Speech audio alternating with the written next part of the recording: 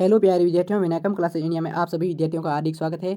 आप हमारे चैनल पर नए हैं तो चैनल को सब्सक्राइब करना ना भूलें और बेल आइकन को ऑल पे क्लिक करना ना भूलें। आपका एक सब्सक्राइब हमें बहुत ही मोटिवेट करता है, इसलिए आप सब्सक्राइब करना ना भूलें। आज का हमारा टॉपिक है जो 8 दिसंबर 2021 की घटना हुई थी उसके बारे में। हेलीकॉप्टर दुर्घटना में शहीद हुए CDS बिपिन रावत, आखिर कैसे गिरा MI-17V5 हेलीकॉप्टर और ब्लैक बॉक्स क्या है, इससे रिलेटेड हमारी क्लास होने वाली है। बढ़ते हैं आगे। इससे पहले पिनाकम क्लासेस इंडिया की ओर से सीडीएस जनरल बिपिन रावत जी को सादर श्रद्धांजलि। आज का हमारा टॉपिक है तमिलनाडु में जो घटना हुई उसके बारे में। ये मैं फिर से बता रहा हूँ आपको। ये इमेज है दोस्तों बिपिन रावत जी की और उनकी पत्नी मधुलिका जी रावत जी की। आगे बढ़ते हैं।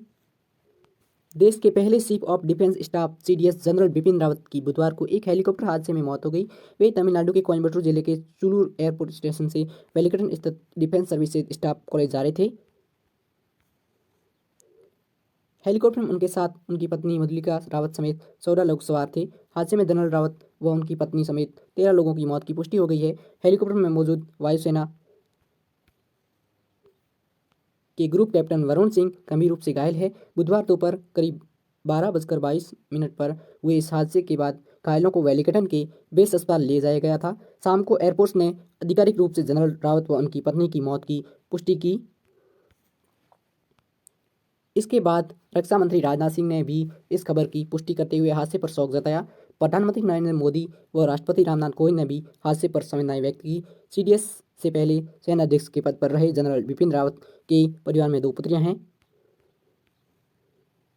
हेलीकॉप्टर हादसे में जान गंवाने वालों में जनरल रावत व उनकी पत्नी के अलावा brigadier LS Lidder lieutenant colonel Harjinder Singh, Naik Guru Sewak Singh, Naik Jitendra Kumar, lance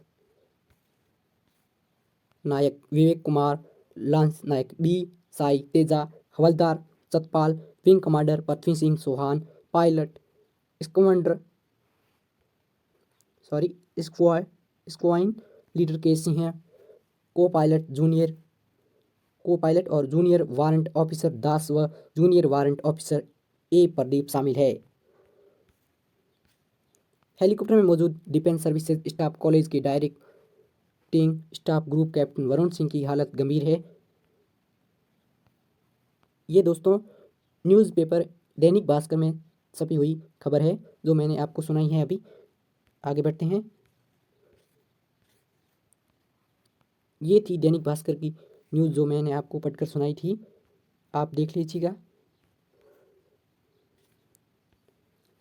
अब देखते हैं जनरल बिपिन रावत जी के बारे में। 1958 से 2021 तमिलनाडु के कुन्नूर में 8 दिसंबर 2021 को chief of defence staff CDS general Bipin Rawat को ले जा रहा सेना का हेलीकॉप्टर दुर्घटनाग्रस्त हो गया। इस हादसे में CDS बिपिन रावत और उनकी पत्नी मधुलिका समेत अन्य 12 लोगों की मृत्यु हो गई। सेना के इस हेलीकॉप्टर पर कुल 14 लोग सवार थे। ये मैंने पहले आपको बताई है, लेकिन मैं इसको आपको सही से बता दूं। भारतीय वायुसेना के MI-17V5 हेलीकॉप्टर ने तमिलनाडु के सुलूर से वेलिंगटन के लिए उड़ान भरी थी। उड़ान के कुछ समय बाद ही ये हेलीकॉप्टर नीलगिरी क्षेत्र में दुर्घटनाग्रस्त हो गया। जनरल बिपिन रावत का जन्म 16 मार्च 1958 को उत्तराखंड के पौड़ी गढ़वाल में हुआ था। इनके पिता का नाम लेफ्टिनेंट जनरल लक्ष्मण सिंह रावत था। आगे बढ़ते हैं। बिपिन रावत भारत के पहले chief of defence staff CDS थे। उन्हें दिसंबर 1978 को भारतीय सैन्य अकादमी देहरादून से 11वें गोरखा राइफल्स की 5वीं बटालियन में नियुक्त किया गया था, जहां उन्हें स्वॉर्ड ऑफ ऑनर से सम्मानित किया गया था। किनको दोस्तों? बिपिन रावत जी को। CDS बनाए जाने से पहले बिपिन रावत 27वें थल सेना अध्यक्ष थे। आर्मी चीफ बनाए जाने से पहले उन्हें 1 सितंबर 2016 को भारतीय सेना का उप सेना प्रमुख नियुक्त किया गया था। बिपिन रावत 31 दिसंबर 2019 को भारत के पहले chief of defence staff CDS नियुक्त हुए थे। हादसे में क्रैश हुए हेलीकॉप्टर का नाम MI-17V5 हेलीकॉप्टर था। यह हेलीकॉप्टर रूस से लिया गया था। 8 दिसंबर 2021 कुन्नूर तमिलनाडु भारत में इनका देहांत हुआ है। बिपिन रावत 63 वर्ष की आयु में देश को अलविदा कह गए। विपिन रावत अपने पीछे 2 बेटियों को छोड़कर गए। एक बेटी का नाम कृतिका रावत है और दूसरी बेटी का नाम तारिणी रावत है। हादसे में इनकी बीवी मधुलिका रावत का भी देहांत हो गया है।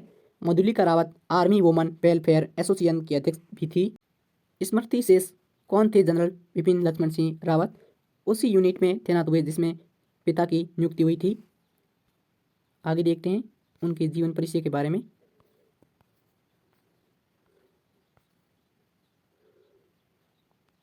सीडीएस के तौर पर जिम्मेदारी, आयु 62 वर्ष, सरकार को एक सूत्रीय सैन्य सुझाव उपलब्ध कराना,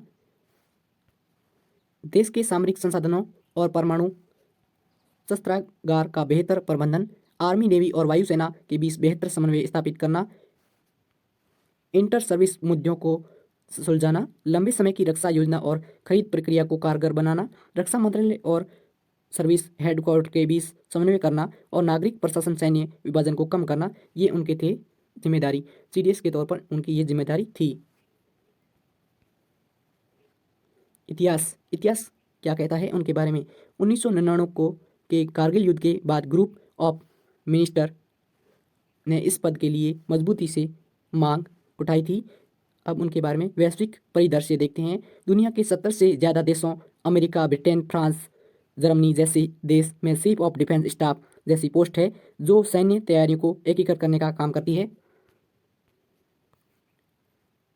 इनकी आयु 62 वर्ष। Defence service staff college Wellington के पूर्व छात्र रहे हैं।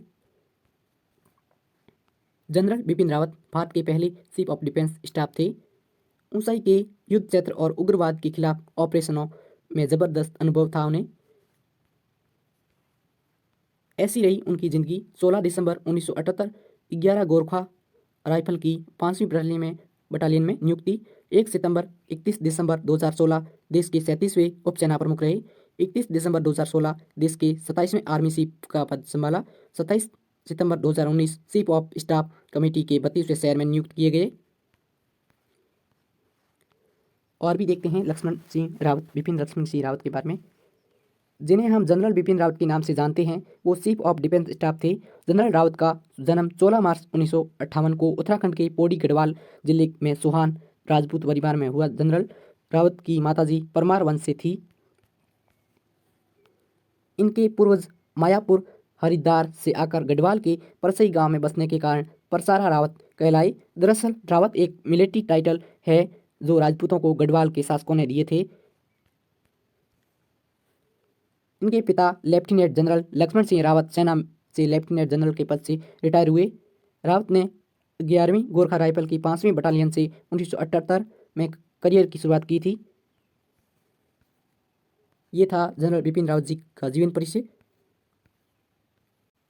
इन पदों पर रहे बिपिन रावत जी ब्रिगेड कमांडर भी रहे, general officer commanding in chief भी GOC सडन कमांड भी रहे, general staff officer grade 2 military operations directorate भी रहे और colonel military secretary and deputy military secretary भी रहे, senior instructor in junior command wing भी रहे, commander united nations peace keeping force multinational brigade भी रहे, vice chief of army staff भी रहे, आर्मी चीफ भी रहे। आगे देखते हैं, आर्मी चीफ भी रहे और चीफ ऑफ डिफेंस स्टाफ भी रहे। आगे बढ़ते हैं। ये सम्मान मिले इन पदों पर रहते हुए उन्हें परम विशिष्ट सेवा मेडल, उत्तम युद्ध सेवा मेडल, अति विशिष्ट सेवा मेडल, युद्ध सेवा मेडल और सेना मेडल, जो अभी हाल ही में दिया गया था। बिपिन रावत जी की शिक्षा और करियर के बारे में देखते हैं। रावत ने देहरादून में कैम्ब्रिन हॉल स्कूल, शिमला में सेंट एडवर्ड स्कूल और भारतीय सैन्य अकादमी देहरादून से शिक्षा ली। यहाँ उन्हें सॉर्ड ऑफ ऑनर दिया गया। वे फोर्ट लीवनवर्थ अमेरिका में defence services staff college Wellington और हायर कमांड कोर्स के ग्रेजुएट भी रहे। उन्होंने मद्रास यूनिवर्सिटी से डिफेंस स्टडीज़ में एमफिल, मैनेजमेंट में डिप्लोमा और कंप्यूटर स्टडीज़ में भी डिप्लोमा किया। 2011 में उन्हें सैन्य मीडिया सामरिक अध्ययनों पर अनुसंधान के लिए चौधरी चरण सिंह यूनिवर्सिटी मेरठ की ओर से डॉक्टरेट ऑफ फिलोसॉफी से सम्मानित किया गया। ये था बिपिन रावत जी का जीवन परिचय और अभी आगे बढ़ते हैं। अब देखते हैं हम उस हेलीकॉप्टर के बारे में जो तमिलनाडु में कुन्नूर में क्रैश हुआ था। What is the MI-17V5 helicopter, ये उसके बारे में विस्तृत विवरण है इंग्लिश में, आप देख सकते हैं। सबसे एडवांस हेलीकॉप्टर MI-17 की पूरी कहानी देखते हैं हम। ट्विन इंजन मल्टीपर्पज़ और अपग्रेडेड वर्जन MI-17V5, ये था हेलीकॉप्टर। इस हेलीकॉप्टर में दोस्तों मोदी जी भी यात्रा करते हैं। कितना सक्षम है MI-17V5 हेलीकॉप्टर? MI-17V5 ज़्यादा ऊंचाई और एक्सट्रीम वेदर कंडीशंस में भी बेहतर तरीके से काम कर सकता है। ये MI-8 का अपग्रेडेड वर्जन है। MI-17V5 को विशेष रूप से ज़्यादा ऊंचाई पर और गर्म मौसम की स्थिति में बेहतर तरीके से ऑपरेट करने के लिए डिज़ाइन किया गया है। कितने हथियारों से लैस होता है MI-17V5, ये हम देखते हैं आगे। MI-17V5 we missile, S8 rocket, एक 23 mm machine gun, PKT machine gun और AKM सब मशीन गन से लैस है। इसमें हथियारों का निशाना बनाने के लिए 8 फायरिंग पोस्ट है। इस हेलीकॉप्टर पर हथियारों की मौजूदगी क्रू को दुश्मनों, बख्तरबंद वाहनों, लैंड बेस्ड टारगेट और अन्य फिक्स्ड और मूविंग टारगेट पर निशाना लगाने में सक्षम बनाती है। MI-17 की स्पीड अधिकतम 1000 किमी प्रति घंटा तक है। MI-17 8 मीटर प्रति सेकंड की रफ्तार से ऊंचाई पर जा सकता है। MI-17V5 की अधिकतम गति 250 किमी है प्रति घंटे है और स्टैंडर्ड रेंज 580 किमी है। 2 सहायक फ्यूल टैंकों के साथ फिट किए जाने पर स्पीड 1065 किमी तक बढ़ाई जा सकती है। यह अधिकतम 4000 मीटर की ऊंचाई पर उड़ सकता है। हेलीकॉप्टर का वजन लगभग 7489 किलो है, जबकि इसका अधिकतम वजन 13000 किलोग्राम है। टारगेट को ख़त्म करना, घायलों को बचाना ही इसका टास्क है। क्या है ब्लैक बॉक्स? ब्लैक बॉक्स क्या है जो हेलीकॉप्टर और हवाई जहाज़ों में लगाया हुआ होता है, वो क्या होता है इसके बारे में हम देखते हैं। ब्लैक बॉक्स मिला खुलेंगे राज, मतलब कि ये तमिलनाडु में कुन्नूर में जो हादसा हुआ, इसमें ये ब्लैक बॉक्स मिला था हेलीकॉप्टर में से। तो अब उसकी तर्ज पर जो सबूत है वो इकट्ठे किए जाएंगे। क्या था राज? वो ब्लैक बॉक्स एक प्रकार का रिकॉर्डर होता है जो उड़ान के दौरान विमान की सारी गतिविधियों को रिकॉर्ड करता है। इसके अंदर 2 बॉक्स होते हैं, एक जो FDR जिसे फ्लाइट डाटा रिकॉर्डर भी कहते हैं, इसे विमान के पिछले हिस्से में रखा जाता है। ये समुद्र के पानी में भी काम करता है, ऐसा होता है ये ब्लैक बॉक्स। कैसे चेक करते हैं ब्लैक बॉक्स की मजबूती को, ये हम देखते हैं। 750 किमी प्रति घंटे की रफ्तार से कंक्रीट दीवार पर फेंकते हैं ताकि भीषण टक्कर में भी कायम रहे। 5 मिनट तक 2.25 टन का वजन इन पर रखते हैं ताकि दबने पर भी ये काम करता रहे। इसके ये टेस्ट होते हैं। 1 घंटे तक अधिकतम 1100 डिग्री तापमान में रखते हैं ताकि आग लगने पर भी इसे कुछ ना हो। 6000 मीटर की गहराई में पानी के दबाव का सामना करता है ताकि पानी में प्लेन क्रैश होने पर भी ये सुरक्षित रहे। ये था ब्लैक बॉक्स के बारे में विवरण। हमारे टेलीग्राम चैनल से जुड़ने के लिए लिंक है डिस्क्रिप्शन बॉक्स में, तो आप जुड़ सकते हैं। वहाँ पर हमारी क्लास की PDF मिलती है। आप चैनल पर न्यू है तो मेरी आपसे रिक्वेस्ट है, आप सब्सक्राइब करना ना भूलें, सब्सक्राइब ज़रूर करें। मिलेंगी नेक्स्ट क्लास में एक नए टॉपिक के साथ। जय हिंद और जय भारत।